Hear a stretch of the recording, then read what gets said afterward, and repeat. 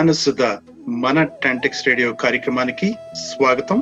ఉత్తర Texas Telugu సంఘం TANTEX ఆధ్వర్యంలో గత 2 దశాబ్దాలకు పైగా విజ్ఞానాన్ని వినోదాన్ని అందిస్తున్న ఈ గానసుధ టాంటెక్స్ కార్యక్రమానికి ఈరోజు వ్యాఖ్యాతగా నేను మీ ఎన్ఆర్యు నరసింహారెడ్డి ఊరిమిండి. ప్రతి ఆదివారం సాయంత్రం 5 గంటల నుంచి 6 గంటల వరకు ఈ గానసుధ మన టాంటెక్స్ రేడియో కార్యక్రమం మీ ముందు ఉంటుంది. ఈనాటి గానసుధ మన టాంటెక్స్ రేడియో కార్యక్రమంలో కౌటిల్యుని అర్థశాస్త్రం 5వ భాగం, పరిణితి చెందిన కౌటిల్యుని సూత్రీకరణలు నవతరానికి ఓ గొప్ప వరం అన్న అంశం మీద గత 4 నెలలుగా మనం ఈ కార్యక్రమాన్ని నిర్వహిస్తూ వస్తున్నాం. అయితే 4వ భాగం చివరిలో మనం ఏం మాట్లాడుకున్నది ఒకసారి నెమరు వేసుకున్నాం. 4వ భాగం చివరిలో వారసత్వ చట్టం అన్న అంశం మీద, నాడు అమల్లో ఉన్న చట్టాలను కుటుంబ చట్టాలు, ఆర్థిక వ్యవహారాలను నియంత్రించే చట్టాలుగా వర్గీకరించవచ్చు. కుటుంబ చట్టాల్లో ప్రధానమైనది వారసత్వపు చట్టం. ఆ రోజుల్లో సగటు ఆయుర్దాయం తక్కువగా ఉండేది కనుక కుటుంబాల్లో భార్యాభర్తలు అకాల మరణాలకు గురయ్యేవారు. అందువల్ల ఒకటికి మించి వివాహాలు కూడా జరుగుతూ ఉండడం పరిపాటి. ఇలాంటి అంశాలన్నింటినీ పరిగణలోకి తీసుకుని ఒకరికన్నా ఎక్కువ మంది భార్యలున్న సందర్భాల్లో ఎవరెవరికి ఎంత మేరకు హక్కులుంటాయి, విధవల హక్కులేమిటి, వారి సంతానానికి ఎలాంటి హక్కులుంటాయి వంటి అంశాలన్నీ చట్టాల్లో అత్యంత స్పష్టంగా పొందుపరిచారు. పూర్వీకుల ఆస్తులను వారసుల మధ్య ఎలా విభజన చేయాలి, ఎవరికి తొలి వారసత్వపు హక్కు లభిస్తుంది, ఎవరెవరు మలి వారసత్వానికి అర్హులవుతారు, ప్రాపర్టీ క్లెయిమ్స్ ఎలా ఉంటాయి, వివాహాలు ఏ తరహా వివాహాల్లో సంతానానికి ఎలాంటి వారసత్వపు హక్కులు లభిస్తాయి వంటివి చక్కగా నిర్వచించారు. ఆస్తులే కాదు, పశు సంపద విభజనకు కూడా చక్కని నియమాలున్నాయి. భర్త పరాయి దేశానికి వ్యాపార వ్యవహారాల కోసం వెళ్లి తిరిగి రాకపోతే భార్య తిరిగి వివాహం చేసుకోవచ్చు. అలాగే విధవలకు కూడా పునర్వివాహం చేసుకునే వీలు కల్పించారు. విడాకులు తీసుకున్నట్లయితే భార్యకి భరణం చెల్లించాల్సి వచ్చేది. విడాకులు ఎలాంటి సందర్భాల్లో తీసుకోవచ్చునన్నది స్పష్టంగా నిర్దేశించారు. అవునండి, అద్భుతంగా 4వ భాగం చివరిలో మనం ఏం మాట్లాడుకున్నది మనం ఒకసారి నెమరు వేసుకున్నాం. బాగుంది. అయితే ఈరోజు 5వ భాగం మొదట ఆర్థిక నియమావళి పటిష్టం ఎలా చేశారో చూద్దాం. ఆధాన విక్రయ పవ్యయనేషు చాస్య చతుర్గుణ పంచబంధో దండ పరివర్తనే నిష్పాతనే వా మూల్య సమహ. ఉపనిధిగా ఉంచిన దానిని మరెవరికైనా తాకట్టు పెట్టినా, అమ్మివేసినా, చెడ్డగా ఖర్చు చేసినా, నాకు ఇవ్వలేదని అసత్యం పలికినా దాని విలువలో 5వ వంతుకు 4 రెట్లు జుర్మానా. ఒకదానికి బదులు మరొకటి మార్చినా, మరొక చోటికి పంపివేసినా దాని విలువ ఎంత ఉంటుందో అంత దండం. అబ్బో, పరిహారాలు కూడా నష్టపరిహారాలు, దండాలు ఎలా ఉండేయో చూడండి. ఆర్థిక వ్యవహారాలు సజావుగా సాఫీగా సాగేందుకు కౌటిల్యుడు రూపొందించిన చట్టాలు అత్యంత పటిష్టమైనవి. రుణాలు, డిపాజిట్లు, తనఖాలు, హామీలకు సంబంధించి నాటి చట్టాల్లో పటిష్టమైన నియమ నిబంధనలుండేవి.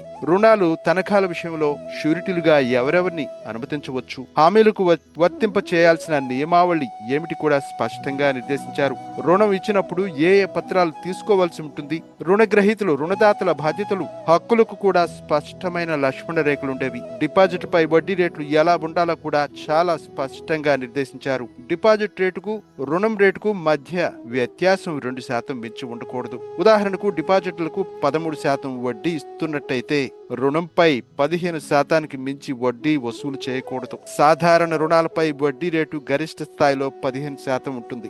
అమెరికాలో బ్యాంకులో డబ్బులు పెడితే 0.5% కూడా రాదు వడ్డీ. కాకపోతే వాళ్ళు 24% మనం అప్పు తీసుకుంటే వడ్డీ వేసే అవకాశం కూడా ఉంటుంది. అదనమాట సంగతి. తనఖాల విషయంలో కూడా నియమ నిబంధనలు అత్యంత స్పష్టంగా ఉన్నాయి. స్థిరాస్తులనే కాకుండా ఆవులు, మేకలు, గొర్రెలు వంటి పశు సంపదను కూడా తనఖాకు అనుమతించారు. ఉదాహరణకి ఒక గోవుపై రుణం ఇచ్చి ఆ గోవు పాలను రుణప్రదాత వాడుకుంటున్నట్టయితే ఇంకా తాను ఇచ్చిన రుణంపై ఎలాంటి వడ్డీ వసూలు చేయకూడదు. పశు సంపద అయినా, వ్యవసాయ భూములైనా ఫలసాయం రుణదాత అనుభవిస్తున్నట్టయితే తాను ఇచ్చిన రుణంపై ఎలాంటి వడ్డీ వసూలు చేయకూడదని స్పష్టంగా నిర్దేశం. అలాగే తన వద్ద తనఖాగా ఉంచుకున్న ప్రాపర్టీలను అతను ఏ విధంగా రక్షించి రుణగ్రహీతకు తిరిగి అప్పగించాలి అన్నది కూడా స్పష్టంగా నిర్దేశించారు. రకరకాల ఆర్థిక లావాదేవీలకు సంకేత నామాలుండేవి. వాటిని డిపాజిట్ అంటే ఉపనిధి, తనఖాగా పెట్టిన వస్తువులు అంటే ఇది ఆది అంటారు, మార్ట్గేజ్ ఆధాన, డెలివరీ ఆర్డర్లు ఆదేశ, రుణాలు యాచిట్టకం, హైరింగ్ అవికృతికం, ఏజెంట్ల ద్వారా క్రయ విక్రయాలు వీటిని వైవావృత్య విక్రయ అంటారు. రహస్య ఒప్పందాలుంటే వాటిని మిథ్యా సంవాయ వంటి పేర్లతో వ్యవహరించారు. అవండి పేర్లు కూడా చాలా గమ్మత్తుగా ఉన్నాయి. మరి బెయిల్మెంట్ చట్టం ఎలా ఉందో చూద్దాం. రవాణా, డెలివరీ ఆర్డర్లు వంటివన్నీ బెయిల్మెంట్ చట్టం పరిధిలోకి వస్తాయి. వర్తమాన యుగంలో కూడా ఈ చట్టాన్ని మనం విస్తృతంగా వినియోగిస్తున్నాం. వస్తు రవాణా చేసే సమయంలో వస్తు రవాణాదారు బాధ్యతలేమిటి, వస్తువును డెలివరీ ఇవ్వని పరిస్థితిలో ఎలాంటి చర్య తీసుకోవచ్చు, పరిహారాలు ఏమిటి వంటివి బెయిల్మెంట్ చట్టంలోని ప్రధాన అంశాలు. చేతి వృత్తుల వారికి పనులు అప్పగించిన వారికి కూడా పూర్తి రక్షణ ఉండేది. ఉదాహరణకి ఒక స్వర్ణకారునే తీసుకుంటే తనకు వచ్చిన పని పూర్తి చేసే వరకు అతని బాధ్యతలేమిటి కూడా స్పష్టంగా నిర్దేశించారు. లా ఆఫ్ కాంట్రాక్ట్ అది ఎలా ఉందో చూద్దాం. ఈ రోజుల్లో విశేషంగా ప్రచారంలో ఉన్న లా ఆఫ్ కాంట్రాక్ట్స్ కూడా అప్పట్లో విశేషంగా వినియోగంలో ఉంది. కాంట్రాక్ట్ అంటే ఏమిటి, దాన్ని ఎలా ఉపసంహరించుకోవచ్చు, ఆ కాంట్రాక్ట్ ఎప్పటి నుండి ఒప్పందంగా మారుతుంది వంటి విషయాలని అందులో పొందుపరిచారు. కాంట్రాక్ట్ కార్మికులు, క్యాజువల్ కార్మికులు కూడా ఈ చట్టం పరిధిలోకి వచ్చేవారు. కౌలుదారులు, పశువుల కాపురుల కాంట్రాక్టు కార్మికుల కిందకు వచ్చేవారు. ఇలా కాంట్రాక్ట్ కార్మికులను నియమించుకున్న యజమానులు కార్మికులకు వస్తు రూపంలో ఎంత వేతనాలు చెల్లించాలని అన్నది కూడా స్పష్టంగా నిర్దేశించారు. బాగుంది. ఇక కార్మిక చట్టం గురించి కూడా 4 మాటలు. కార్మికులు, వెట్టి కార్మికులు, బానిసత్వం ఈ చట్టం పరిధిలోకి వచ్చేవి. వెట్టి కార్మికులకు కూడా సంపూర్ణ రక్షణలు ఉండేవి. అప్పు చెల్లించకపోయినా వ్యక్తి నిర్దిష్ట కాలపరిమితికి రుణప్రదాత వద్ద పని చేయాల్సి వచ్చేది. ఇలా వెట్టి కార్మికులుగా మారిన వారికి కూడా ప్రత్యేక హక్కులుండేవి. వారి వెట్టి పనికే పరిమితం కావాలి.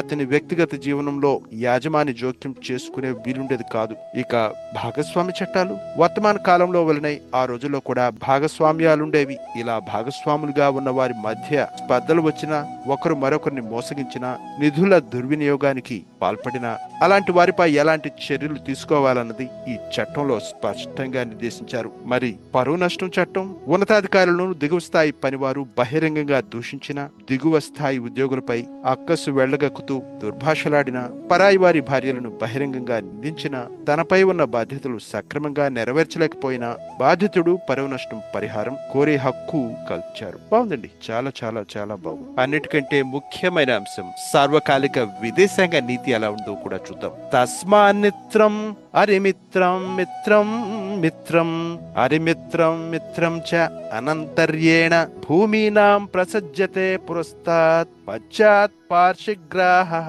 ఆక్రందః పార్నిగ్రాహాసారః ఆక్రందాసార ఇతి.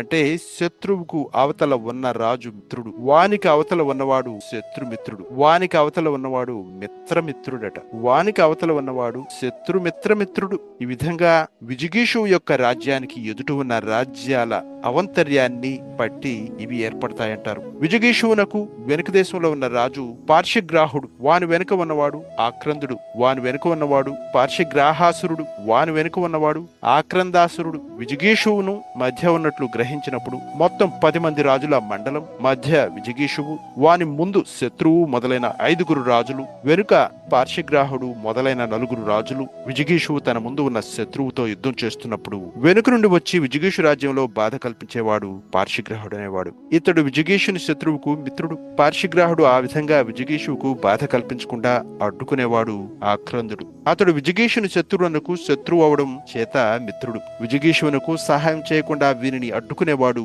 పార్శ్వగ్రహాసురుడు. ఇతడు విజిగీషుని శత్రుమిత్రుడు, వానిని అడ్డుకునేవాడు ఆక్రందాసురుడు. ఇతడు విజిగీషుని శత్రుమిత్ర శత్రువు. అదండి మనం మామూలుగా మాట్లాడుకుంటాం కదా, శత్రువుకు శత్రువు మిత్రుడు అవుతాడు. అలాంటి కోవలోనే మనకు కొన్ని సోదాహరణంగా కౌటిల్యుడు మనకు చెప్తున్నారు. కౌటిల్యుని విదేశాంగ విధానం ఆధునిక యుగంలోని విదేశాంగ విధానాలకు కరదీపికగా ఉందంటే ఆశ్చర్యం వేస్తుంది. అత్యంత విజయవంతమైన విదేశాంగ విధానం అనుసరించిన వారిలో ఇందిరాగాంధీ ఒకరు. తన విదేశాంగ విధానం విజయ రహస్యం ఏమిటని ఆమెను ప్రశ్నిస్తే తాను కౌటిల్యుని అర్థశాస్త్రాన్ని కనీసం 20 సార్లు చదివానని చెప్పారు. దీనిని బట్టి కౌటిల్యుని విదేశాంగ నీతిలోని సార్వకాలికతను అర్థం చేసుకోవచ్చు. ఏ రాజ్యం సుసంపన్నత అయినా క్రియాశీలమైన విదేశాంగ విధానంలోనే ఇమిడి ఉంటుందని కౌటిల్యుడు సిద్ధాంతరీకరించారు. కౌటిల్యుని సమకాలంలో మహా సామ్రాజ్యాలు ఇంకా ఏర్పడలేదు. అనేక చిన్న రాజ్యాలుండేవి. ఆర్థికంగా, సైనికంగా బలమైన రాజ్యాలు తమ ఆధిపత్యాన్ని నిరూపించుకునేందుకు లేదా నిలబెట్టుకునేందుకు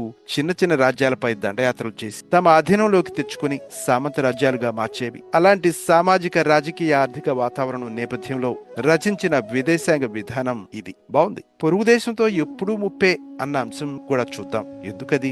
ఆయన ఒక దేశాన్ని లేదా రాజ్యాన్ని దృష్టిలో పెట్టుకుని విదేశాంగ విధానం రచించలేదు. ఒక ఆదర్శవంతమైన దేశం, దాని పాలకులు ఎలా ఉండాలి, ఇరుగు పొరుగు దేశాలతో సంబంధ బాంధవ్యాలు నెరిపే విషయంలో ఎలాంటి నీతిని, వ్యూహాలను అనుసరించాలి అన్న అంశాలు సవివరంగా ప్రస్తావించారు. బలమైన రాజ్యాలు, సరిహద్దుల భాగస్వామ్యం గల పొరుగు రాజ్యంతో ఎప్పుడు ముప్పే అన్న విషయం ఆనాడే ఆయన ప్రస్తావించాడు. అలాగే ఆ పొరుగు దేశానికి పొరుగున ఉండే మరో దేశం మనకి మిత్రుడు అంటాడాయన. మన దాయాది అయిన పాకిస్తాన్ మన భూభాగంలో ఉగ్రవాద చర్యలను ప్రోత్సహించడం, అంతర్గత అస్థిరతలు సృష్టించడం కూడా ఇలాంటి వ్యూహంలో భాగమే. అలాగే ఆఫ్ఘనిస్తాన్ మనతో సత్సంబంధాలు కలిగి ఉండడానికి కూడా ఈ సిద్ధాంతమే ఆలంబన. బలహీనమైన రాజ్యం శక్తిమంతంగా రూపాంతరం చెందాలంటే ప్రజా సంక్షేమానికి పట్టం కట్టాలన్నది కౌటిల్యుని సూత్రీకరణ. పక్కపక్కనే ఉన్న రెండు రాజ్యాల మధ్య బలాబలాలు సమానంగా ఉండవచ్చు, ఉండకపోవచ్చు. ఇద్దరు రాజులు సమ బలవంతులైతే వారు ఉభయ రాజ్యాల మధ్య సయోధ్యకు ప్రయత్నిస్తారు. ఒకరి బలవంతుడు మరొకడు బలహీనుడైతే బలహీనమైన రాజ్యాన్ని తన అధీనంలోకి తెచ్చుకునేందుకు బలవంతుడు ప్రయత్నిస్తాడు. అర్ధబలం ఒకటే కాదు, భౌగోళిక పరిస్థితుల రీత్యా ఆయా దేశాలకుండే ప్రత్యేకతలు, ప్రయోజనాలు కూడా రెండు దేశాల మధ్య సంబంధాలను ప్రభావితం చేస్తాయి. అలాగే ఒక దేశం ఏదైనా విపత్తులో పడితే ఆ పరిస్థితిని తనకు అనుకూలంగా మార్చుకునేందుకు పొరుగు దేశం ప్రయత్నిస్తుందని కూడా హెచ్చరించారు. ఒక బలవంతుడైన రాజుకు పరిస్థితులను ఎప్పటికప్పుడు మదింపు చేస్తూ చక్కని విశ్లేషణాత్మకమైన నివేదికలు అందించగల యంత్రాంగం కూడా అవసరమన్నది ఆయన అభిప్రాయం. చక్కని సలహాదారుల యంత్రాంగం, శక్తివంతమైన దౌత్య విధానం ఉంటే అలాంటి దేశాన్ని బలహీన దేశాలు ఏమీ చేయలేవన్నారు. ఈ సందర్భంగా ఆయన మంత్రయుద్ధం అనే మాటలు వాడారు. ఇవన్నీ ఒక ఎత్తైతే అంచనా వేయడానికి సాధ్యం కాని భగవంతుని లీలలు దేశాల బలాబలాలను నిర్దేశించడానికి మరో కారణమని ఆయన సూత్రీకరించారు. యుద్ధంపై నిర్ణయాలు తీసుకునే విషయంలో ఈ దైవ కృప ప్రధాన పాత్ర పోషిస్తుందని కూడా చాణక్యుడు చెప్పారు. బాగుందండి. ఇక చివరిగా విదేశీ ఒప్పందాలు ఎలా ఉన్నాయో చూద్దాం. వివిధ దేశాల మధ్య ఎలాంటి ఒప్పందాలు ఉండవచ్చన్నది కూడా కౌటిల్యుడు సవివరంగా ప్రస్తావించారు. శక్తివంతమైన రాజ్యాల లేక బలహీనమైన రాజ్యాల అన్న అంశంతో సంబంధం లేకుండా ఆయా రాజ్యాల మధ్య కుదిరే ఒప్పందాలు పక్షపాత రహితంగా ఉండాలని సూచించారు. ఒప్పందాలు పక్షపాత పూరితంగా ఉంటే రాజ్యాల మధ్య వైషమ్యాలు, దండయాత్రలకు ఆస్కారం ఉంటుందని హెచ్చరించారు. అందుకే ఇందిరాగాంధీ విదేశాంగ విధానం రూపకల్పనకు కౌటిల్యుని అర్థశాస్త్రం పైనే ఆధారపడ్డారని చెప్పవచ్చు. కౌటిల్యుడు విదేశాంగ విధానం సంధి, విగ్రహ, ఆసాన, యాన, సేవాశ్రయ, ద్వైధీభావ అనే షట్ సూత్రాల చుట్టూ అల్లుకుని ఉంటుంది. అవి తదుపరి భాగాల్లో కూడా ముచ్చటిద్దాం. ఏమిటవి? సంధి, విగ్రహ, ఆసాన, యాన, సేవాశ్రయ, ద్వైధీభావ అనే షట్ సూత్రాల చుట్టూ అల్లుకుని ఉంటుందంట. బాగుందండి. నేర్చుకోవడానికి, మనం తెలుసుకోవడానికి ఎన్నో అంశాలు ఇంకా ముందున్నాయి. గానసుధ మన టాంటెక్స్ రేడియో కార్యక్రమంలో ఇప్పుడు ఒక చిన్న విరామం. మనసుకు హాయి గొలిపే రాగాల, సరాగాల, సుస్వరాల, జనరంజకమైన పాటల పూదోట అయిన గానసుధ మన టాంటెక్స్ రేడియో వినేయండి. మీ రావు గోపాలరావు. గానసుధ మన టాంటెక్స్ రేడియో కార్యక్రమానికి పునఃస్వాగతం. ఈరోజు కౌటిల్యుని అర్థశాస్త్రం 5వ భాగం. పరిణితి చెందిన కౌటిల్యుని సూత్రీకరణలు నవతరానికి ఓ గొప్ప వరం అన్న అంశం గత 4 మాసాలుగా మనం చర్చించుకుంటున్నాం. ఇంకా ఈ ధారావాహికలో 4-5 కార్యక్రమాలు ఉండే అవకాశం ఉంది.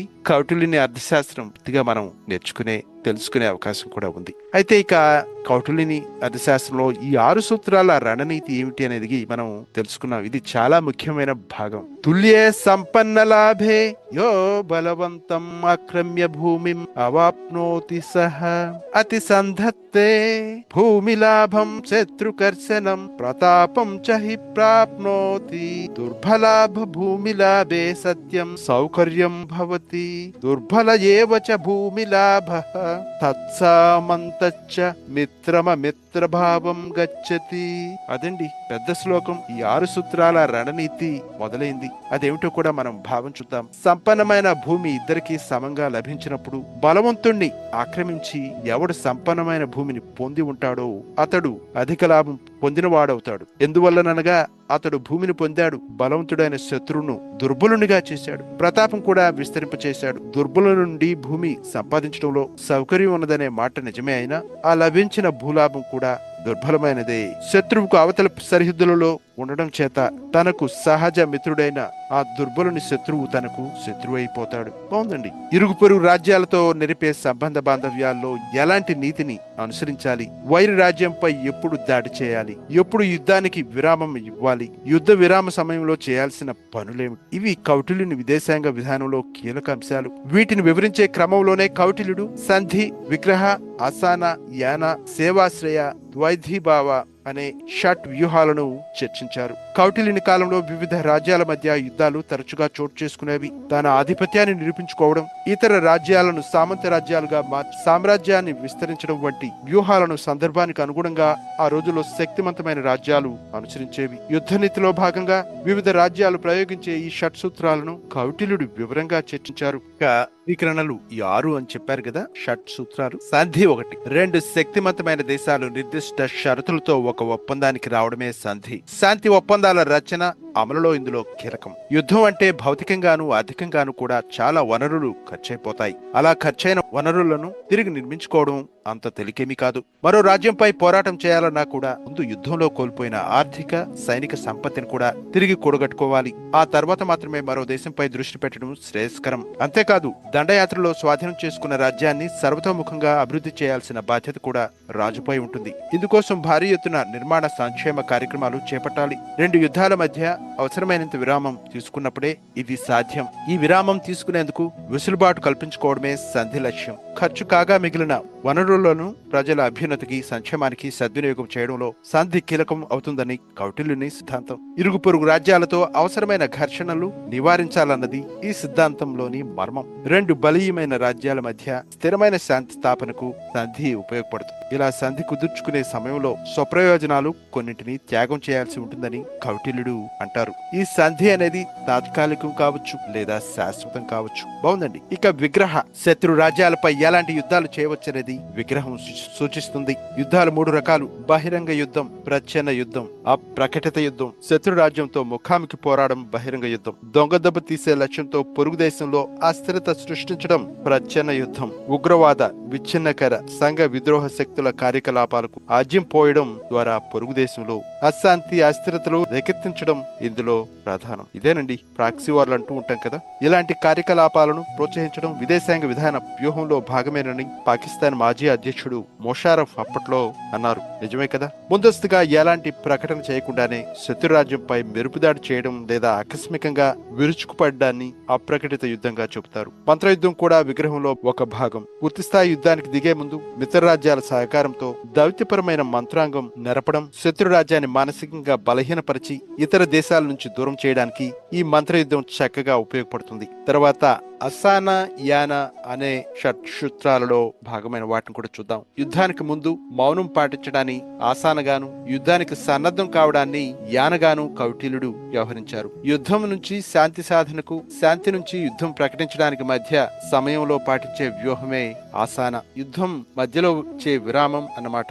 ఈ విరామంలో తరిగిపోయిన వనరులను కూడగట్టుకుంటారు. ఇందులో మానవ వనరులు, పశు వనరులు, ఆర్థిక వనరులు భాగంగా ఉంటాయి. ఈ వనరులను కూడగట్టుకున్నాక తిరిగి పోరాటం ప్రారంభించేందుకు సమాయత్తం కావచ్చునంటుంది యాన. శత్రుదేశంతో పోరాటం చేస్తున్న దిశను మార్చడానికి కూడా యానను ఒక సాధనంగా వాడుకుంటారు. తర్వాత సేవాశ్రయ, యుద్ధం వచ్చినప్పుడు లేదా ముప్పును పసిగట్టినప్పుడు సమీపంలోని మరో రాజ్యంలో తలదాచుకోవడాన్ని సేవాశ్రయంగా వ్యవహరిస్తారు. చివరిగా ద్వైధీభావ, ఒక రాజుతో శాంతి ఒప్పందం కుదుర్చుకొని వేరే రాజ్యంతో దండెత్తడం ద్వైధీభావ. అదండి ఈ షట్ సూత్రాలు కూడా అద్భుతంగా ఉన్నాయి. బాగుంది. అయితే ఏది మన ప్రత్యేకత అనే అంశంపై కూడా చూద్దాం. వృద్ధిం చయం చ స్థానం చ కర్మణోచ్ఛేదనం తథా సర్వోపాయాన్ సమాదధ్యాతే తాన్ చార్ద శాస్త్రవిత్. అంటే అర్థశాస్త్రం బాగా తెలిసిన విజిగేషు వృద్ధిని, క్షయాన్ని, స్థానాన్ని కృషింప చేయడాన్ని, నిర్మూలించడాన్ని, సామాధి సర్వోపాయాలను ఆయా పరిస్థితులకు అనుగుణంగా ప్రయోగించాలి. అంటే రాజ్యం రాణించాలంటే ఆర్థిక సంపన్నతతో పాటు ప్రత్యేకమైన విదేశాంగ నీతి కూడా కీలకం అంటున్నారు కౌటిల్యుడు. ఇరుగు పొరుగున ఉన్న దేశాల్లో మిత్ర రాజ్యాలు, శత్రు రాజ్యాలు, తటస్థ రాజ్యాలను గుర్తించి వాటి వైఖరులకు అనుగుణంగా విదేశాంగ విధానాన్ని రూపొందించుకోవాలి. పటిష్టమైన కోటలు, నీటిపారుదల వసతులు, వాణిజ్య మార్గాలు నిర్మించుకుంటూ ఏనుగుల కోసం అభయారణ్యాలు, అటవీ ఉత్పత్తుల కోసం ఉత్పాదక అరణ్యాలు అభివృద్ధి చేస్తూ కొత్త గనులు ప్రారంభిస్తూ ఆర్థిక సంపన్నతను, సంక్షేమాన్ని సాధించాలి. అలాంటి రాజ్యాలే శత్రు ప్రాబల్యాన్ని అరికట్టగలుగుతాయని, విజయపదంలో ప్రయాణిస్తాయని కౌటిల్యుడు చెబుతాడు. శత్రు రాజ్యం పురోగమన పదంలో పయనిస్తూ ఉన్నప్పటికీ తాను ఒక మెట్టుపైనే ఉంటానన్న నమ్మకం ఉన్న రాజు మాత్రమే శత్రురాజ్యాన్ని ఉపేక్షించవచ్చు. సైనిక బలంతో పాటు మేధాబలం, నైతిక బలం కూడా రాజుకు అవసరం. అంతర్గతంగా ఎన్ని హంగులు సమకూర్చుకున్నా ఒక రాజు విజయపథంలో దూసుకుపోవాలంటే అది అనుసరించే విదేశాంగ నీతే కీలకమన్నది కౌటిల్యుని రాజనీతి సారాంశం. చాలా బాగుందండి. ఒక రాజ్యం విజయపథంలో దూసుకుపోవాలంటే అది అనుసరించే విదేశాంగ నీతే కీలకమన్నది కౌటిల్యుని రాజనీతి సారాంశం. అది అందుకే రెండోసారి ఆ విషయం నొక్కి వక్కాణించాలనుంది. బాగుంది. భారత్ వర్తమాన పరిస్థితిని పరిగణలోకి తీసుకుంటే కౌటిల్యుని రాజనీతిలోని నిజం బోధపడుతుంది. విదేశాంగ విధానంలో కౌటిల్యుని విస్మరించడమే భారత్ ప్రస్తుతం ఎదుర్కొంటున్న ఇబ్బందులకు కారణమన్న అభిప్రాయం ఉంది. వైరి దేశాలైన చైనా, పాకిస్తాన్ వంటివి కౌటిల్యుని నీతిని ఆకళింపు చేసుకుని ఆచరిస్తున్నట్టుగా కనిపిస్తే భారత్ మాత్రం దానిని విస్మరించి వైరి నీతిని ఎండగట్టడంలో వెనకబడినట్టుగా కనిపిస్తోంది. అన్నిటా మనకు గట్టి పోటీగా నిలుస్తున్న చైనా మెరుగైన వృద్ధిని సాధిస్తుంటే మనం నామమాత్రం వృద్ధి రేటుకు పరిమితం కావడం వల్ల మనది బలహీన దేశంగాను, చైనా బలీయమైన దేశంగాను వర్గీకరణలోకి వస్తున్నాయి. చైనా అన్నింటా తన పురోగమనంతో మాత్రమే మనని అరికెట్టే ప్రయత్నం చేస్తుంటే పాకిస్తాన్ నేరుగా ఎదుర్కొనే సత్తా లేక సంఘ విద్రోహులు, అస్థిర శక్తులు, ఉగ్రవాదులకు వత్తాసు పలుకుతూ గత 2-3 దశాబ్దాలుగా మనని బలహీనపరిచే ప్రయత్నం చేస్తోంది. ఈ రెండు దేశాల విదేశాంగ నీతి అంతా కౌటిల్యుడు చెప్పిందే. అంటే మనకు కొంతమందికి వినడానికి ఇది కష్టంగా ఉన్న వాస్తవం నిజమే కదండి. విదేశాంగ విధానంలో పటుత్వం లోపించిన కారణంగానే ఆఖరుకు శ్రీలంక, నేపాల్ వంటి దేశాలు కూడా తోక జాడిస్తున్నాయండోయ్. మన కారణంగా ఏర్పాటైన బంగ్లాదేశ్ తో కూడా మన సంబంధాలు సరిగ్గా లేవు. ఉమ్మడి కరెన్సీ, హిమాలయాలు ఉమ్మడి సరిహద్దులుగా గల చిన్న రాజ్యం నేపాల్ కూడా ఉగ్రవాదంపై పోరాటంలో మనకి సహకరించడం లేదు. ఈ దేశాలని మన దేశంలో ఉగ్రవాద కార్యకలాపాలకు ఆజ్యం పోస్తున్నాయి. మనకు ఆర్థికంగాను, రాజకీయంగాను, సైనిక పరంగాను పోటీ ఇస్తున్న చైనా తెలివిగా పాకిస్తాన్ వంటి దేశాలను మనపైకి ఉసిగొల్పుతోంది. శ్రీలంకను అదుపులోకి తెచ్చుకునే ప్రయత్నం చేస్తోంది. బర్మా, బంగ్లాదేశ్, నేపాల్ వంటి దేశాలన్నింటిపైన ఆధిపత్యం సాధించే ప్రయత్నాలు జరుగుతున్నాయి. మన విదేశాంగ విధానం ఎంత బలహీనంగా ఉన్నదనడానికి ఇంతకన్నా నిదర్శనం ఏముంటుంది? అదండి. అయితే కౌటిల్యుని అర్థశాస్త్రం మనం చదువుకుంటూ భారతదేశం కౌటిల్యుని అర్థశాస్త్రాన్ని మర్చిపోయింది అనడానికి ఇలా 2-3 ఉదాహరణలు ఇవ్వాల్సి వచ్చింది. అంతేగాని ఎవరిని విమర్శించడం కాదు. గానశుద్ధ మన టాంటెక్స్ రేడియో కార్యక్రమంలో ఇప్పుడు ఒక చిన్న విరామం. హాయ్, నేను మీ గ్రీక్ వీరుడిని. వింటూనే ఉండండి గానసుధ మన టాంటెక్స్ రేడియో. గానశుద్ధ మన టాంటెక్స్ రేడియో కార్యక్రమానికి పునఃస్వాగతం. ఈరోజు కౌటిల్యుని అర్థశాస్త్రం 5వ భాగం. పరిణితి చెందిన కౌటిల్యుని సూత్రీకరణలు నవతరానికి ఓ గొప్ప వరం అన్న అంశం గత 4 మాసాలుగా మనం చర్చించుకుంటున్నాం. అయితే ఈ 5వ భాగంలో చైనా మిత్రభేదం గురించి కూడా మనం తెలుసుకుందాం. కొన్ని విషయాలు మనం తెలుసుకోవాలి. అరి సాధారణం యద్వా తిష్టే తదరితః శఠం భేదయేద్ భిన్న ముచ్చింద్వా తత్త ముచ్చిన్యాత్తతః శత్రుమనంతరం. ఏ మిత్రుడు తనతోనూ తన శత్రువుతోనూ కూడా సమంగానే మైత్రి చూపుతాడో అలాంటి శఠుడైన మిత్రునికి శత్రువుకి మధ్య భేదం కల్పించి ఆ విధంగా విడదీయబడిన మిత్రుణ్ణి నిర్మూలించి తర్వాత శత్రువును నిర్మూలించాలి అంటారు కౌటిల్యుడి శ్లోకంలో. ఒక శక్తివంతమైన దేశానికి ఇరుగు పొరుగులుగా ఉండే రాజ్యాలను ఏ విధంగా పరిగణించవచ్చునన్నది కూడా అర్థశాస్త్రంలో వివరంగా ఉంది. ప్రధానంగా పొరుగు రాజ్యాలను శత్రు రాజ్యాలు, మిత్ర రాజ్యాలుగా వర్గీకరించవచ్చని కౌటిల్యుడు అంటారు. తనకంటూ నిశ్చితాభిప్రాయాలు లేకుండా ఇప్పుడు పొరుగు దేశానికి హాని తలపెట్టే లక్ష్యంతో పనిచేస్తూ ఇతరుల ప్రభావానికి తేలిగ్గా లోనయ్యే రాజ్యం అంటే ఈ సూత్రం దేనికి వర్తిస్తుందో మీకు చెప్పాలా ప్రత్యేకంగా? అదేనండి, మన పక్కన ఉన్నటువంటి పాకిస్తాన్ కు చక్కగా వర్తిస్తుంది. తేనెలొలికే మాటలు చెబుతూ వెనుక గోతులు తవ్వే రాజ్యం అదేనండి చైనా అని 2 రకాల రాజ్యాల గురించి ఆయన వివరించారనమాట. చైనా విషయానికి వస్తే మనకి స్నేహ హస్తం అందిస్తున్నట్టే అందిస్తూ వెనుక నుంచి పాకిస్తాన్ రెచ్చగొట్టి మన అశాంతికి కారణమవుతోంది. ఇక స్నేహపూర్వకమైన పొరుగు దేశాలు ఇవి మన విధానాలను, మనం చేసే పనులను అర్థం చేసుకుంటూ సహకరించే దేశాలన్నమాట. అంటే శత్రు స్వభావం ఉన్న పొరుగు దేశంపై ఒక ప్రచారోద్యమాన్ని మనం చేపడితే దానికి మరింత బలం అందించే లక్ష్యంతో స్వచ్ఛందంగా సహకరించడమే కాకుండా అవకాశం ఉంటే తాను కూడా ఒక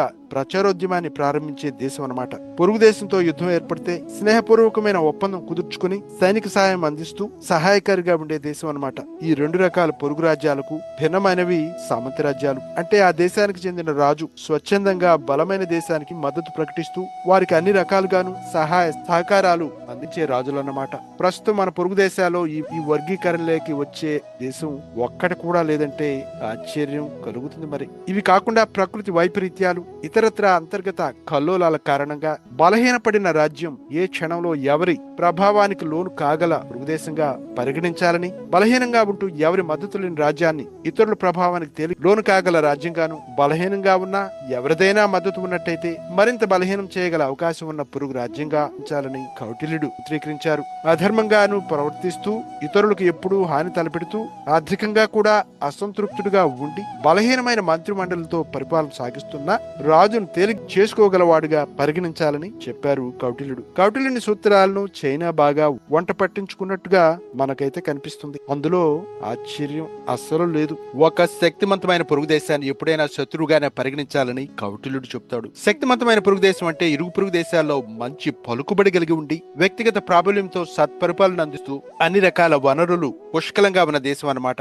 అలాంటి దేశాన్ని బలహీనపరచడానికి మిత్రభేదం పాటించడం ఒక్కటే సరైన వ్యూహంగా ఆయన చెబుతారు. చైనా ప్రస్తుతం మన దేశ విషయంలో అనుసరిస్తున్న వ్యూహం ఇదే. మనని శక్తివంతమైన శత్రుదేశంగా పరిగణించిన చైనా మిత్రభేదం సూత్రాన్ని పాటిస్తూ మన ఇరుగు పొరుగు దేశాలను ఉసిగొల్పి మనకు గుక్క తిప్పుకోలేని పరిస్థితి కల్పిస్తోంది. ఇటీవల పరిణామాలను గమనంలోకి తీసుకుంటే చైనా మన గతంలో మిత్రదేశాలుగా ఉన్న దేశాల్లో చొరబడి ఏ విధంగా ప్రాబల్యాన్ని పెంచుకుంటుందో అర్థమవుతోంది. మన నుంచి శ్రీలంకను ఒక క్రమ పద్ధతిలో దూరం చేస్తూ రావడమే ఇందుకు సజీవ నిదర్శనం. ఇటీవల శ్రీలంకలోని కీలకమైన కొలంబో పోర్టును చైనా పీపీపీ మార్గంలో సొంతం చేసుకుంది. జాఫ్నా ప్రాంతంలోని ఒక రోడ్డు ప్రాజెక్టును అతి తక్కువ బిడ్డింగ్ కి చేజిక్కించుకుంది. ఇందుకు ప్రతిగా కొలంబోలో ఇటీవల కామన్వెల్త్ దేశాల సదస్సు జరిగిన కన్వెన్షన్ సెంటర్ ను చైనా ఉచితంగా నిర్మించింది. మనకి దీర్ఘకాలిక మిత్రదేశం మాల్దీవులు. కొద్ది కాలం క్రితం అక్కడ జరిగిన ఎన్నికల్లో భారత్ కు చిరకాల మిత్రుడైన అబ్దుల్ గయూమ్ ను పడగొట్టి నషీద్ అధికారం హస్తగతం చేసుకోగా, ఇటీవల జరిగిన ఎన్నికల్లో నషీద్ ను తోసి రాజుని భారత్ కు ఏమాత్రం మిత్రుడు కాని వ్యక్తి అక్కడ ప్రధానిగా ఎన్నికయ్యారు. మనకన్నా ఎన్నో రెట్లు బలహీన దేశమైన నేపాల్ కు కూడా రకరకాల తాయిలాలు చూపించి చైనా తన దారిలోకి తెచ్చుకుంటోంది. మన సహకారం లేనిదే సోదిలోకి కూడా రాలేని బంగ్లాదేశ్ సహకరించకపోగా ధిక్కరిస్తోంది. పాకిస్తాన్ మనకు అత్యంత బలహీనమైన శత్రురాజ్యమైన అది చైనా అండతో మనకి పక్కలో బలంగా మారింది. చూడండి, ఇలాంటి విషయాలన్నీ కూడా కౌటిల్యుని అర్థశాస్త్రంలో ఏ విధంగా మనం వ్యవహరించాలన్న అంశం గురించి మాట్లాడుతూ ఇవి సోదాహరణగా మనం చూస్తున్నాం. బాగుంది. మరి శత్రు రాజ్యాల వర్గీకరణ కూడా చూద్దామా? ఏవం శత్రో చ మిత్రౌ చ మధ్యమే చావపేచ్చరాన్ ఉదాసీనే చ తేషాం చ ఈదేశాష్టాదశస్వపిః. అంటే ఈ విధంగా శత్రువు, మిత్రుడు, మధ్యముడు, ఉదాసీనుడు అయిన రాజుల విషయంలోను వాళ్ళ మంత్రి, పురోహిత, సేనాపతులు మొదలైన 18 అత్యుత్తమ అధికారుల విషయంలోను గూఢాచారి ప్రయోగం చేయాలి. చూద్దాం. కౌటిల్యుని అర్థశాస్త్రంలో అరి అనే పదం ఎక్కువగా కనిపిస్తుంది. అరి అంటే శత్రువు అని అర్థం విస్తృత ప్రచారంలో ఉంది. కానీ అరి అంటే ఒక రాజ్యానికి వ్యతిరేకి, శత్రువుతో చేతులు కలిపి తన పనిచేస్తున్న వ్యక్తి లేదా దేశానికి ఇది వర్తిస్తుంది. ఇది కాకుండా శత్రు అంటే మనకు ఎదురు నిలిచే సత్తా ఉన్న పోటీదారుడు అనమాట. మిత్రుడు అంటే స్నేహితుడు. అరిమిత్ర అంటే శత్రువుకి స్నేహితుడు. మిత్రమిత్ర అంటే మన స్నేహితుని మిత్రుడు. అరిమిత్రమిత్ర శత్రువు యొక్క స్నేహితుని మిత్రుడు. పార్షనిగ్రాహ అంటే పైకి చక్కగానే ఉన్నట్టు కనిపిస్తూ వెనుక గోతులు తవ్వే స్వభావం ఉన్నవాడు పార్షనిగ్రాహ అంట. కొత్త పదం అండి. ఆక్రంద అంటే వెనుక ఉండే మిత్రుడు. పార్షనిగ్రాహ అంటే ఆసరా, పార్షనిగ్రాహ ఆసరా, గోతులు తవ్వే శత్రువు యొక్క మిత్రుడు. ఆక్రంద ఆసరా ఆక్రంద ఆసరా అంతార్థి, మధ్య మధ్యలో జోక్యం చేసుకుంటూ ఉండే బలహీనుడైన రాజు. ఉదాసీన అంటే తటస్థ రాజు. మధ్యమ వంటి పదాలు ఆయన అద్భుతంగా ప్రయోగించారండి. ఈ పదాలకు సమకాలీన సమాజంలో కూడా ప్రాచుర్యం ఉంది. ప్రపంచ రాజ్యాలను ఏ వర్గీకరణలోకి చేర్చాలి, ఎవరితో ఎలాంటి సంబంధాలు కలిగి ఉండాలి, వరుసలో ఎవరిని ముందు పెట్టాలి, ఎవరిని వెనుక పెట్టాలి, ఎవరిని ఏ విధంగా వాడుకోవాలన్నది నిర్ధారించుకోవడానికి ఇవన్నీ కూడా అవసరమే. ఈ గ్రూపింగ్ కు అనుగుణంగానే విదేశాంగ విధానం రూపొందించుకోవడం అవసరమన్నది కౌటిల్యుని సూత్రీకరణ. ఆధునిక తరంలో బహుళ ప్రాచీనంలో ఉన్న కామన్వెల్త్, నాటో, యూరోపియన్ యూనియన్ వంటివన్నీ ఈ వర్గీకరణలోకే వస్తాయంటే ఆశ్చర్యం కలుగుతుంది కదా.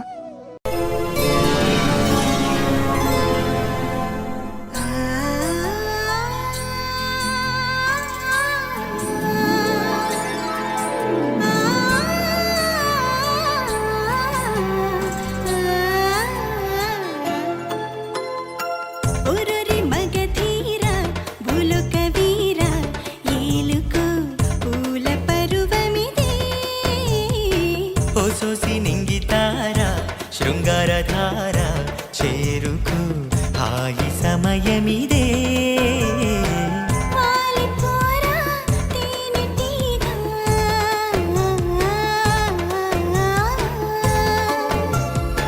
కాంక్షలన్నీ తీరిపోగా కొంటెగాని జంటైపోతాగా ఒరరి మగధీర భూలోక వీర ఏలుకో పూల పరువమిదే ಹೊಸೊಸಿ ನಿಂಗಿತಾರ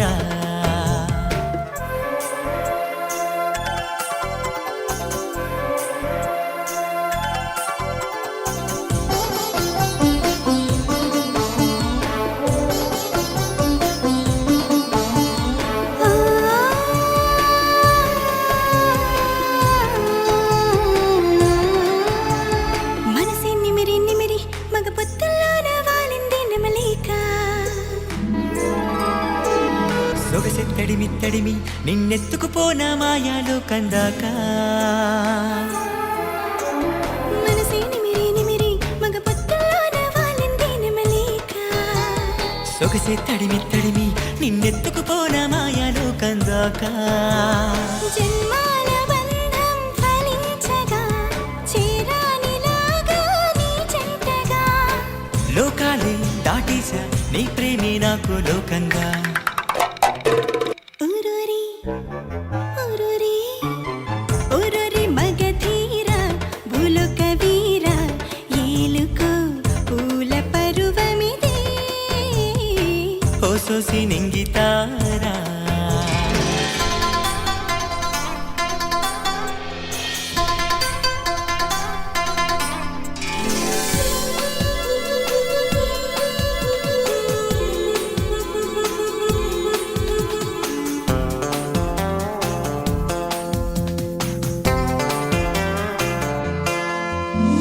ధిమిత ధిమిత ధిమిత గుబులొచ్చిందే నా గుండెల్లో ఏం చేత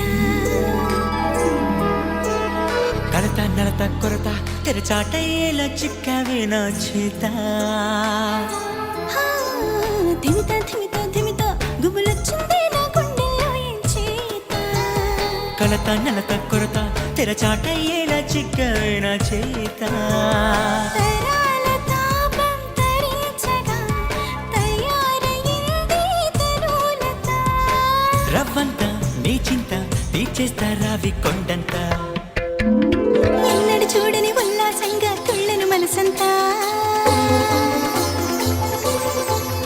ఎన్నో నాళ్ళుగా వేచిన పండుగ కాలము చేరిన నా చింత నిన్నే ఆలోచించి ఆరాధించి కన్నెను నేనంట నీలో వేడుక పెంచి వెన్నెల పంచి పున్నమినై ఉంటా నీలో నేనొక సగమై నీవే జగమై యుగములు కలిసుంటా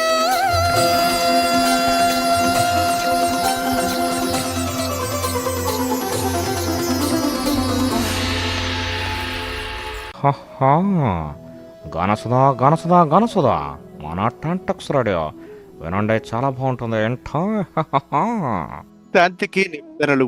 ఇక ఏ దేశం అయినా ఈ వర్గీకరణలోకి వచ్చే వివిధ దేశాలతో ఎప్పుడు ఎలాంటి శాంతి ఒడంబడికలు కుదుర్చుకోవాలన్నది కూడా కౌటిల్యుని అర్థశాస్త్రంలో చాలా స్పష్టంగా ఉంది. రెండు దేశాలు సమానంగా పురోగమిస్తున్న దశలో కానీ సమానంగా క్షీణిస్తున్న దశలో కానీ శాంతి ఒప్పందాలు కుదుర్చుకోవాలని కౌటిల్యుడు సూచించాడు. అంటే ఈ శాంతి ఒప్పందాలు కుదుర్చుకునే సమయంలో బలాబలాలు శక్తియుక్తుల్లో ఉభయ దేశాలు ఒకే స్థాయిలో ఉండాలన్నమాట.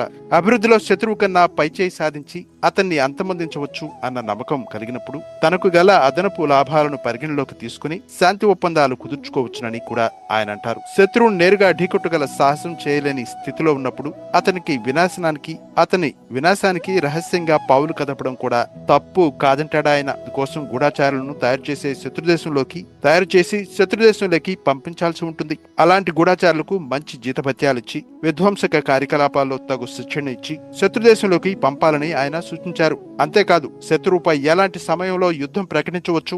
ఒడంబడిక లేదా యుద్ధం రెండూ లేని స్థితిలో ఎప్పుడు ఉండాలన్నది ఆయన సవివరంగా సూచించారు. శత్రువుని మానసికంగా బలహీనుని చేయాలంటే అతనికి వ్యతిరేకంగా ప్రచారోద్యమం చేపట్టాలన్నది కౌటిల్యుని సిద్ధాంతం. శత్రువు బలహీనతను ఏ విధంగా తనకు అనుకూలంగా ఉపయోగించుకోవాలో కూడా సూచించారు. ఇక తర్వాతది విదేశాంగ విధానానికి దూతలే కీలకం అంటారు కౌటిల్యులు. చూద్దాం అదెలా ఉందో. ప్రేషణం సంధిపాలత్వం ప్రతాపో మిత్ర సంగ్రహ ఉపజాపః సుహృద్భేదో దండగూఢాతిసారణం బంధురత్నాపహరణం చారజ్ఞానం పరాక్రమః సమాధిమోక్ష దూతస్య కర్మ యోగస్య చాశ్రయః. వార్తలు పంపడం, ఇతర రాజులతో తన స్వామి చేసుకున్న సంధులను గట్టి చేయడం, తన స్వామి గొప్పతనాన్ని చాటడం, మిత్రుల్ని సంపాదించడం, కృత్యాదుల్ని రెచ్చగొట్టడం, శత్రువుల స్నేహితులతో భేదం కలిగించడం, సైన్యాన్ని గూఢపురుషుల్ని శత్రురాజ్యంలోకి ప్రవేశపెట్టడం, శత్రువుల బంధువులను రత్నాలను అపహరించడం, రహస్య సమాచారాలు తెలుసుకోవడం, పరాక్రమం చూపడం, సమాధిని విడిపించడం, రహస్యమైన ఉపాయాలు పన్నడం, ఇవి దూతలు చేయవలసిన పనులు. అబ్బో, జాబ్ డిస్క్రిప్షన్ భలే ఉందండోయ్. ఒక దేశ విదేశాంగ విధానం సమర్థంగా అమలు జరగడానికి వారధిగా నిలిచేది దూతలే. ఆధునిక కాలంలో వారిని రాయబారులుగా వ్యవహరిస్తున్నారు. దూతలు తమ దేశం ప్రయోజనాలు కాపాడుకుంటూ తాను పనిచేస్తున్న దేశంలోని రాజు నుంచి తమ రాజుకు సంపూర్ణ సహకారం అందేలా చూడాలి. కర్ర విరగకూడదు, పాము చావకూడదు అన్న సిద్ధాంతానికి అనుగుణంగా వ్యూహాత్మకంగా పనిచేయాలి. ఒక రాజు తన అమాత్యుడు లేదా ముఖ్యమంత్రి ఎంపికలో ఎంత జాగ్రత్తగా వ్యవహరిస్తాడో రాయబారి ఎంపికలో కూడా అంతే జాగ్రత్తగా వ్యవహరించాల్సి ఉంటుందని కౌటిల్యం చెబుతోంది. అమాత్యునికి ఎలాంటి లక్షణాలుండాలని రాజు భావిస్తాడో 100కి 100 పాళ్ళు అవే లక్షణాలున్న వ్యక్తిని మాత్రమే రాయబారిగా నియమించాలని కౌటిల్యుడు సూచించారు. అంతేకాదు, దూతగా వ్యవహరించే సమయంలో అప్పటి పరిస్థితికి అనుగుణంగా సంప్రదింపులు, చర్చలు నిర్వహించేందుకు సంపూర్ణ అధికారాలు ఇవ్వాలని ఆయన అంటారు. అందుకే అమాత్యునికి ధీటైన లక్షణాలనే రాయబారికి కూడా ఉండాలని ఆయన నిర్దేశించారు. ఆ అర్హతల్లో 1/3 లక్షణాలు మాత్రమే ఉన్న వ్యక్తిని పరిమిత ప్రయోజనం గల పని మీద మాత్రమే పంపాలన్నారు. అందులో సగం లక్షణాలున్న వ్యక్తిని ఒక సందేశం చేరవేసేందుకు మాత్రమే పరిమితం చేయాలంటాడు. సరే, దూతలు వాళ్ళ అధికారాలు కూడా మనం చూద్దాం. దూతలు చేయాల్సిన పనులు, వారికి ఇవ్వాల్సిన శిక్షణపై కూడా కౌటిల్యుడు సమగ్రంగా వివరించారు. దూతగా నియమితుడైన వ్యక్తి తాను వెళుతున్న దేశానికి సంబంధించిన కాలమాన పరిస్థితులు, ఆర్థిక సామాజిక స్థితిగతులు, ఆ దేశం బలాలు బలహీనతలు వంటివన్నీ సమగ్రంగా అధ్యయనం చేసుకోవాలని సూచించారు. ఆ రోజుల్లో వారు గమ్యస్థానానికి అడవుల గుండా ప్రయాణించాల్సి వచ్చేది. అలా ప్రయాణిస్తున్న సమయంలో మార్గమధ్యంలో అటవీ రాజ్యాల రాజులను కూడా కలుస్తూ వారిని పలకరిస్తూ వారితో స్నేహం పెంచుకోవాలని కౌటిల్యుడు చెబుతున్నారు. అలాగే తాను దూతగా వెళ్లిన దేశం రాజు తనను ఎలా ఆహ్వానించాడు, ఏ విధమైన ఆదరణ చూపిస్తున్నాడు వంటి అంశాలన్నీ గమనించాలన్నారు. ఎదుటి రాజ్యం సాదరంగా ఆహ్వానించడం లేదంటే ఆ రాజు విషయంలో అప్రమత్తంగా ఉండాలని కౌటిల్యుడు సూచించారు. రాజు తనకు సరైన గౌరవ మర్యాదలు ఇవ్వకపోయినా తన పట్ల దురుసుగా ప్రవర్తిస్తున్న దూత పట్ల అనుసరించాల్సిన వైఖరిని ఆ రాజుకు గుర్తు చేస్తూ జాగరూకుడై ఉండాలని కౌటిల్యుడు చెబుతున్నారు. తాను స్వదేశానికి తిరిగి వెళ్లకుండా ఆ రాజు నిర్బంధించినట్లయితే తమ రాజ్యానికి లేదా రాజుకు ముప్పు పొంచి ఉన్నట్టు గమనించాలని కౌటిల్యుడు సూత్రీకరించారు. ఆ రాజు అలాంటి వైఖరి అనుసరిస్తుంటే తమ రాజుకు సరైన సమాధానం ఇవ్వాలని ఆలోచిస్తున్నాడా, లేక ఆ రాజ్యంపై ప్రత్యక్షంగానే దాడి చేయాలని యోచిస్తున్నాడా, అది కాకపోతే ఆటవిక రాజ్యాలతో చేతులు కలిపి దండయాత్ర చేయాలని యోచిస్తున్నాడా అన్న అంశాలు విశ్లేషించాలని ఆయన చెబుతున్నారు. అంతేకాదు, దూతను సురక్షితంగా వెలుపలికి పంపాలన్న దౌత్య నియమావళిని కూడా ఆ రాజుకు గుర్తు చేయాల్సి ఉంటుందని కౌటిల్యుడు చెబుతున్నారు. దూతల ప్రవర్తన ఎలా ఉండాలి? మరి దూతగా తన నియామకం ధృవీకరణ కోసం వేచి ఉండే సమయంలో ఎలా ప్రవర్తించాలి, నియమితుడైన తర్వాత ఎలా ప్రవర్తించాలి అనేవి కూడా సూచించారు. తాను దూతగా వ్యవహరిస్తున్న దేశానికి సంబంధించిన సమాచారాన్ని క్రమం తప్పకుండా రాజుకు తెలియజేస్తూ ఉండాలని కౌటిల్యుడు చెబుతున్నాడు. మిత్రదేశంలో పనిచేస్తున్నట్టయితే శత్రురాజ్యాలను ఎక్కాకులుగా చేసే విధంగా ప్రచార కార్యక్రమాలు నిర్వహిస్తూ శత్రుదేశాల దుశ్చర్యల గురించి ఆ రాజుకు సమాచారం అందిస్తూ ఉండాలంటారు. మిత్రదేశమే అయినా అది శత్రుదేశాలతో చేయి కలుపుతున్నదా, శత్రుదేశాల ఆకర్షణకు లోనవుతున్నదా అన్న అంశం కూడా పరిశీలించి రాజుకు తెలియజేయాలట. రాయబారులకు వారు నిర్వహించాల్సిన కార్యకలాపాల్లో చక్కని శిక్షణ కూడా అందించాలని కౌటిల్యుడు నిర్దేశించాడు. అదండి ఈరోజు కౌటిల్యుని అర్థశాస్త్రం 5వ భాగం, పరిణితి చెందిన కౌటిల్యుని సూత్రీకరణలు నవతరానికి ఓ గొప్ప వరం అన్న అంశం మీద మనం 5వ భాగాన్ని పూర్తి చేశాం. ఈ రోజు కార్యక్రమానికి నాకు సహకరించిన పుస్తకం ఇదం కౌటిల్యం, కొత్త తరానికి కౌటిల్యుని అర్థశాస్త్రం. కె నరసింహమూర్తి గారు రాశారు. ఇది ఎంఎస్కో బుక్స్ వారి ప్రచురణ. చాలా చక్కగా రాశారైన. నా దగ్గర కౌటిల్యుని అర్థశాస్త్రానికి సంబంధించిన చాలా పుస్తకాలు ఉన్నాయి. ఆ పుస్తకాలలో నాకు నచ్చినవి మీకు ఇక్కడ నేను చదివి అర్థం చేసుకొని మీతో పంచుకోవడం చాలా ఆనందంగా ఉంది. వచ్చే ఆదివారం వరకు వినండి, వినిపించండి, వింటూనే ఉండండి గానసుధ మన టాంటెక్స్ రేడియో కార్యక్రమాన్ని. Thank you. Signing off. Good bye. Take care. నేను మీ ఆర్జే ఎన్ఆర్యు డాక్టర్ నరసింహారెడ్డి ఉరిమిండి. స్వస్తి. ధన్యోస్మి.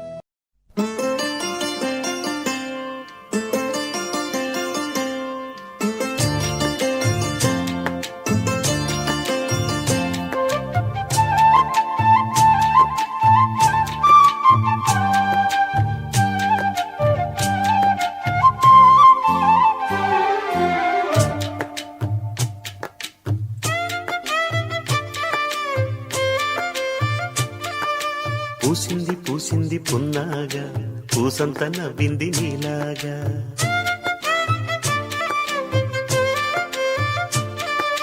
సందేళ లాగేసే సల్లంగా, దాని సన్నాయి జెండోన సంపెంగా.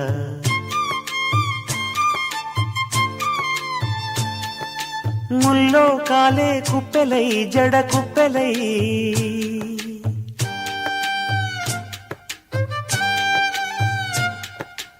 ఆడ జతులాడ.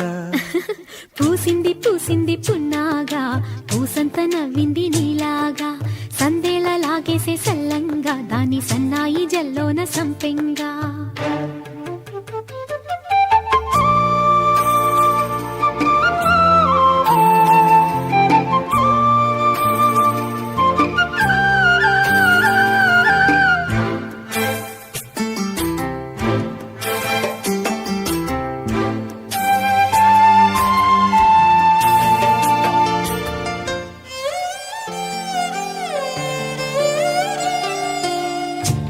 సఖినా చిలుక నీ పలుకే బంగారంగా, అష్టపదులే పలికే నీ నడకే వయ్యారంగా.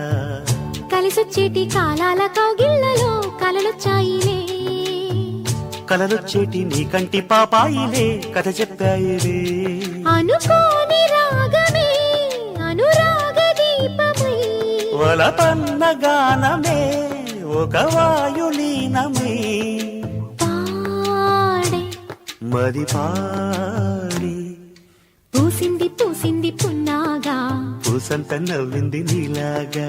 సందేళ లాగేసే సల్లంగా, దాని సన్నాయి జెండోన సంపెంగా.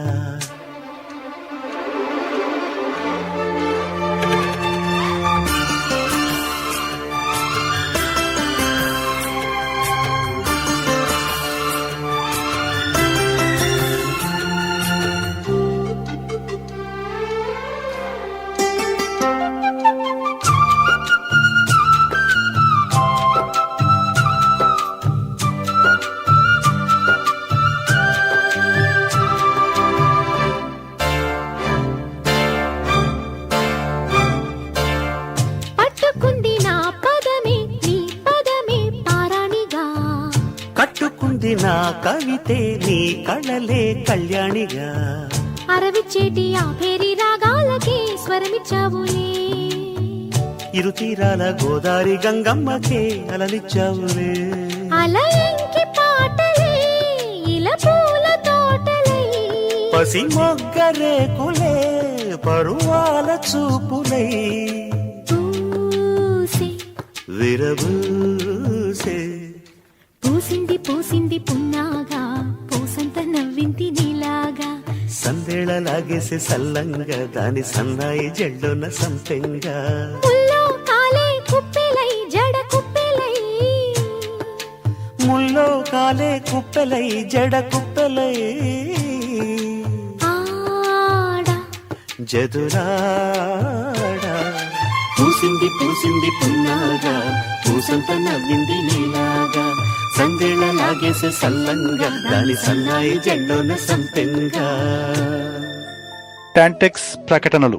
టాంటెక్స్ సంస్థకు ప్రాణవాయువులాగా నిధులను అందిస్తున్న పోషకదాతలను ఒకసారి గుర్తిద్దాం. Diamond sponsors Rajesh Kallepalli. Platinum sponsors doctor Prem Reddy, president, CEO and chairman, prime health care services Inc. Value financial services, Tirumala Reddy Kumbham, Bawarchi Indian cuisine, India bazaar, పుడిస్తాన్, ఎస్జిఏ కన్స్ట్రక్షన్. తర్వాత gold sponsors Rise commercial, Tanishq USA, epic events, the law firm of Sim Parvataneni and Brown PLLC, my tax filer, Sharath Reddy Erram and family, Guru tax pro.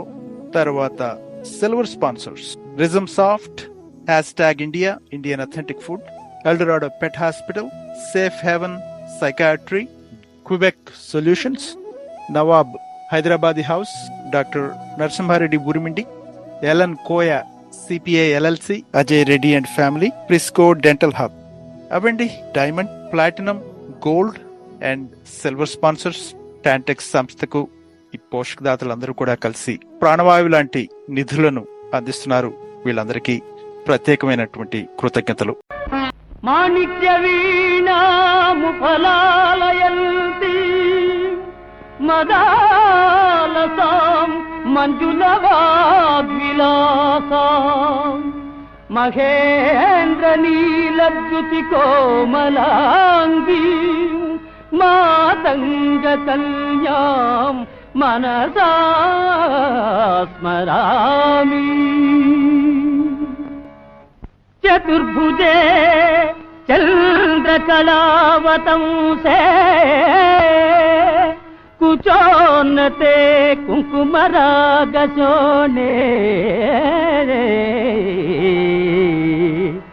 పుండ్రేక్షు పాశాం కుశ పుష్పబాణహస్తే నమస్తే జగదేకమాతగా జగదేకమాతగా.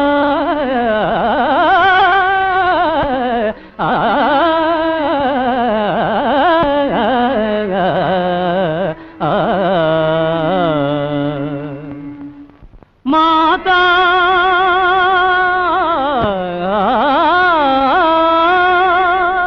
మరకతస్యామా మాతంగీ మధుశాలిని కుర్యాత్ కటాక్షం కళ్యాణి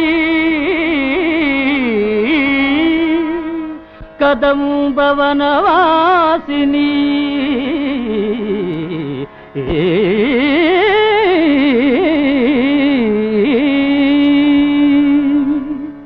జయ మాతంగతయే జయ నీలోత్పలజ్జుతే జయ సంగీత రసికే జయ లీలా సుఖ ప్రియే.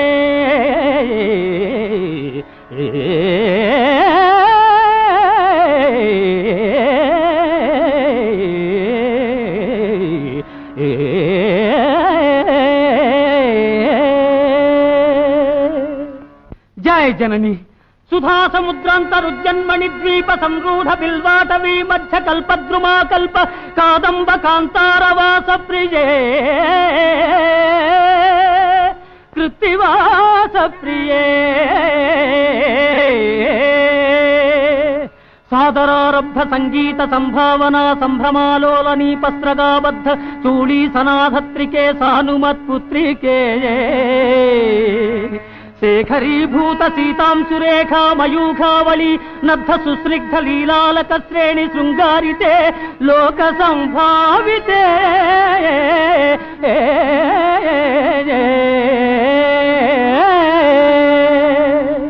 కామలీలాధనుస్సన్నిభ్రూలతా పుష్ప సందేహ కృచ్ఛారు గోరోచనా పంకకేళి లలామాభిరామే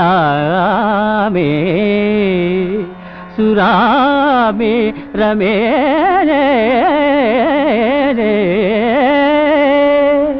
సర్వయంత్రాత్మికే సర్వతంత్రాత్మికే సర్వమంత్రాత్మికే సర్వముద్రాత్మికే సర్వశక్త్యాత్మికే సర్వచక్రాత్మికే సర్వవర్ణాత్మికే సర్వరూపే జగన్మాతృకే హే జగన్మాతృకే పాహి మాం పాహి మాం పాహి పాహి